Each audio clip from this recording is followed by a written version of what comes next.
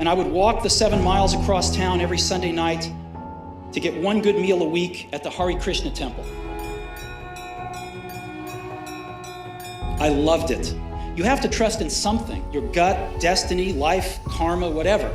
Because believing that the dots will connect down the road will give you the confidence to follow your heart, even when it leads you off the well-worn path. And that will make all the difference.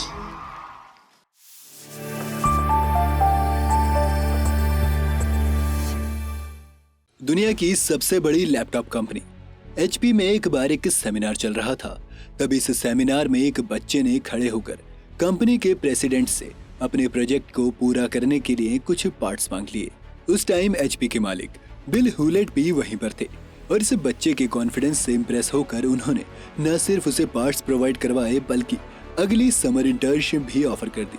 क्या आप जानते हैं कि ये लड़का कौन था? Steve jobs, founder of Apple, the biggest mobile company in the world.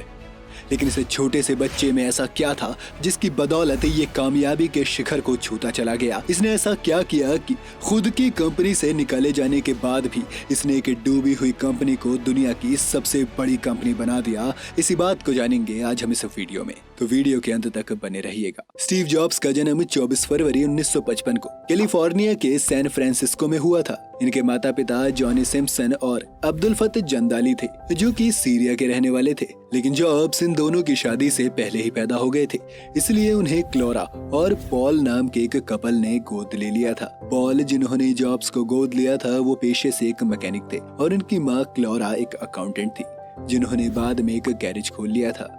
यहीं से जॉब्स की दिलचस्पी भी इलेक्ट्रॉनिक्स में बढ़ गई और वो अपने पिता के गैरेज में रखे इलेक्ट्रॉनिक सामानों से छेड़छाड़ करते रहते थे और हमेशा कुछ नया जानने की कोशिश में लगे रहते थे। इस तरह बचपन में ही जॉब्स ने अपने पिता से इलेक्ट्रॉनिक्स का काफी काम सीख लिया था। जॉब्स बचपन से ही बहुत होनहार थे, लेकिन स्कूली पढ़ाई में उनका मन नहीं लगता था और वो घर बैठे ही किताबें पढ़ने में यकीन रखते थे।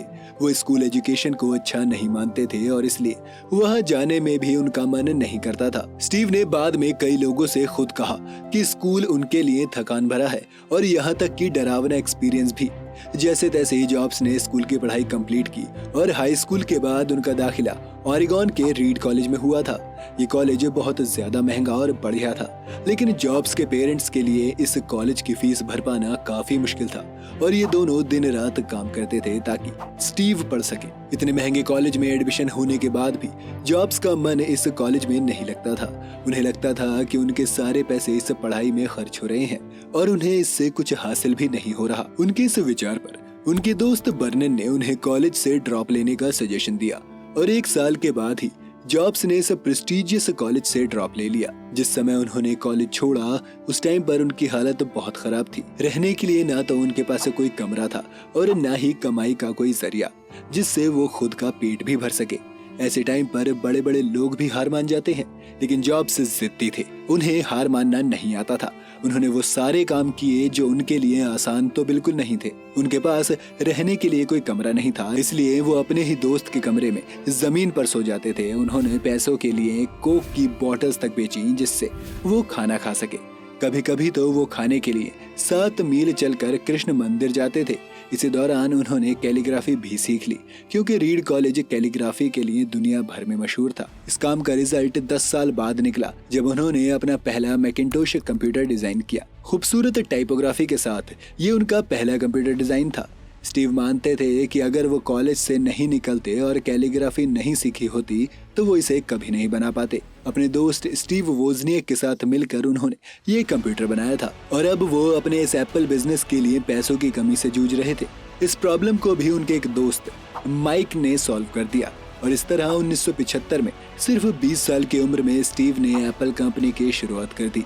ये जॉब्स और उनके दोस्तों की मेहनत थी कि देखते ही देखते ये कंपनी जो एक गैरेज से शुरू हुई थी वो $2 अरब की कंपनी बन गई और इस कंपनी में 4000 से भी ज्यादा वर्कर्स काम करने लगे। लेकिन जैसे सुख के बाद दुख आता है, वैसे ही स्टीव की ये खुशी ज्यादा देर नहीं रही और कुछ ही टाइम बाद उनके जिद्दी स्वभाव की वजह से और पार्टनर्स के बीच मनमुटाव की वजह से कंपनी कर्ज में डूब गई। इस कर्ज की वजह से ऐसी सिचुएशन आ गई कि कंपनी को बेचना भी पड़ सकता था। 1985 तक हालत ये हो गई थी कि एक बोर्ड मेंबर्स की मीटिंग में कंपनी की हालत का जिम्मेदार स्टीव को बताकर उन्हें कंपनी से ही बाहर कर दिया गया। ये उनके लिए काफी मुश्किल वक्त था, क्योंकि उनके खुद की बनाई कंपनी ने उन्हें बाहर का रास्ता दिखा दिया था। लेकिन स्टीव ने इस मुश्किल वक्त में भी वही किया जिसके लिए वो बने हुए थे, हार ना मानना। उन्होंने एप्पल से बाहर निकलकर पिक्सार और नेक्स्ट जैसी कंपनीज स्टार्ट की और ये कंपनी भी बहुत सक्सेसफुल रही। वहीं दूसरी तरफ एप्पल कंपनी भी पूरी तरह से कर्ज में डूबती जा रही थी और सबको समझ आ गया कि कंपनी के डूबने की वजह स्टीव नहीं थे। इसके बाद एप्पल के बोर्ड ऑफ डायरेक्टर्स ने उनसे खूब रिक्वेस्ट की कि वो दोबारा एप्पल ज्वाइन कर ले और आखिरकार 1996 में स्टीव ने एप्पल ज्वाइन कर ली और पिक्सार को भी एप्पल के साथ जोड़ दिया। स्टीव के पास एक मंत्र था जिसकी बदौलत उन्होंने एप्पल को उस मकाम पर खड़ा कर दिया जहां पर वो आज तक बरकरार है। जब उन्होंने एप्पल को CEO बनकर ज्वाइन किया तब एप्पल कुल 250 प्रोडक्ट बनाता था।